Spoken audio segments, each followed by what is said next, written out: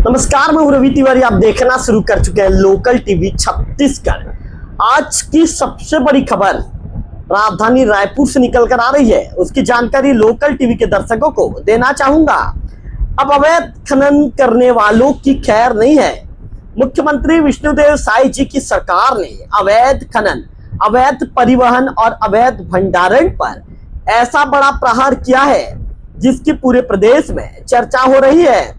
सरकार ने नियमों में बड़े बदलाव कर दिए हैं। अब जुर्माना कई गुना बढ़ा दिया गया है। वाहन छुड़ाना आसान नहीं होगा और वर्षों से बंद पड़ी खदानों पर भी सरकार ने बड़ा फैसला लिया है।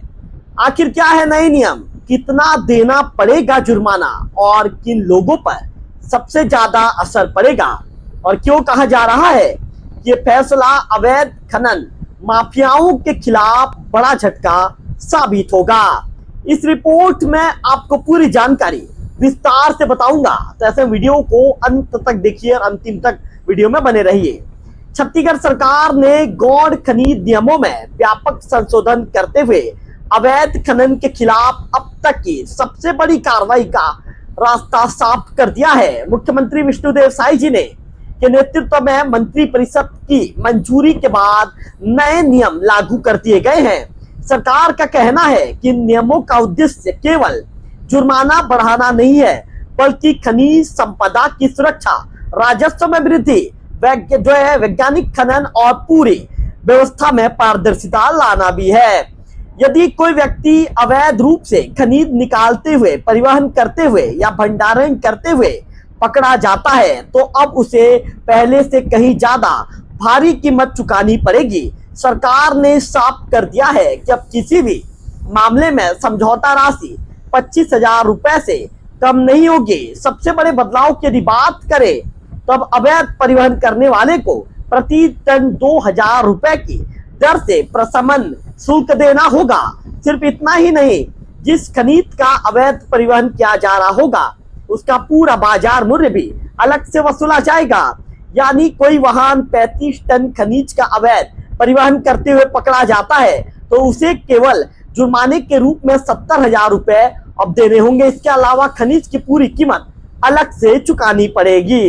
रेत माफियाओं पर भी सख्ती की जाएगी। तो निश्चित तौर पर आपको बता दूं कि यदि कोई ट्रैक्टर अवैध रूप से रेत का परिवहन करता हुआ पकड़ा जाता है तो उसे भी न्यूनतम 25,000 रुपए का प्रशमन शुल्क देना होगा। साथ ही रेत का पूरा मूल्य अलग से जमा करना अनिवार्य होगा। सरकार का मानना है कि इससे अवैध रेत खनन पर प्रभावी रोक लगेगी। अब वाहन छुड़ाना भी आसान नहीं होगा। सरकार ने एक और बड़ा फैसला लिया है। पहले कई मामलों में वाहन जब्त होने के बाद आसानी से छूट जाते थे, लेकिन अब ऐसा नहीं होगा। अब जब्त किए गए वाहन, मशीन या अन्य सामग्री की सुपुर्दगी से पहले संबंधित न्यायालय में 50,000 रुपए से लेकर 3 लाख रुपए तक की सुरक्षा राशि जमा करनी होगी। इसके बाद ही वाहन छोड़ा जाएगा। सरकार का मानना है इससे बार बार अपराध करने वालों पर प्रभावी रोक लगेगी। विकास कार्यों को मिली राहत। मुख्यमंत्री विष्णुदेव साय जी की सरकार ने केवल शक्ति ही नहीं दिखाई, बल्कि विकास कार्यों को गति देने के लिए भी नियम बनाए हैं। अब शासकीय निर्माण कार्यों के लिए उत्खनन क्षेत्र की सीमा 1 हेक्टेयर से बढ़ाकर 2 हेक्टेयर कर दी गई है। वही अनुज्ञा पत्र की अवधि 2 वर्ष से बढ़ाकर 3 वर्ष कर दी गई है। इससे सड़क, पुल, भवन और अन्य सरकारी निर्माण कार्यों के लिए पर्याप्त खनिज उपलब्ध हो सकेगा। नई व्यवस्था से करोड़ों का फायदा होगा। अब कैसे होगा इसके भी जानकारी आपको देना चाहूंगा। सरकार ने छत्तीसगढ़ राज्य खनिज अन्वेषण न्यास 2025 की स्थापना भी की है।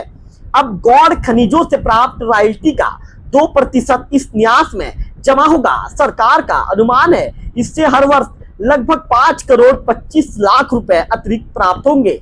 इन पैसों का उपयोग खनिजों के वैज्ञानिक सर्वेक्षण और आधारभूत संरचना के विकास में किया जाएगा।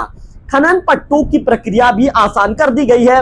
सरकार ने खनन पट्टों के समामेलन की प्रक्रिया को सरल बना दिया है। इससे अलग अलग प्रकार के पट्टों को एकत्रित करने में आसानी होगी और शासन को भी प्रीमियम राशि प्राप्त होगी। अब सभी विभाग एक समान नियम अपनाएंगे। कैसे अपनाएंगे इसे भी ध्यान से सुनिए। निर्माण विभागों में रॉयल्टी कटौती की प्रक्रिया भी अब एक समान होगी। खनिज की कीमत के साथ रॉयल्टी TMF पर्यावरण उपकर, अधोसंरचना उपकर और सुरक्षा राशि भी निर्धारित नियमों के अनुसार काटी जाएगी। यदि रॉयल्टी क्लियरेंस मिल जाती है तो राशि वापस होगी, अन्यथा सरकार के खाते में जमा कर दी जाएगी। जिला पंचायतों को भी अब लाभ मिलेगा। सरकार ने एक और बड़ा फैसला लिया है। अब गौण खनिज से मिलने वाले राजस्व का लाभ केवल नगर निगम, ग्राम पंचायत और जनपद पंचायत तक सीमित नहीं रहेगा, बल्कि जिला पंचायतों को भी अब इसका हिस्सा मिलेगा। 30 साल बाद बड़ा फैसला लिया गया है। करीब 30 वर्षों बाद खदानों के डेड रेंट में भी बढ़ोतरी की गई है। प्रदेश में लगभग 1900 से अधिक गौण खनिज खदानें हैं, जिनमें से बड़ी संख्या में जो है वर्षों से खदानें बंद पड़ी है। सरकार का कहना है कि अब केवल गंभीर पट्टाधारी ही खदानों का संचालन करेंगे।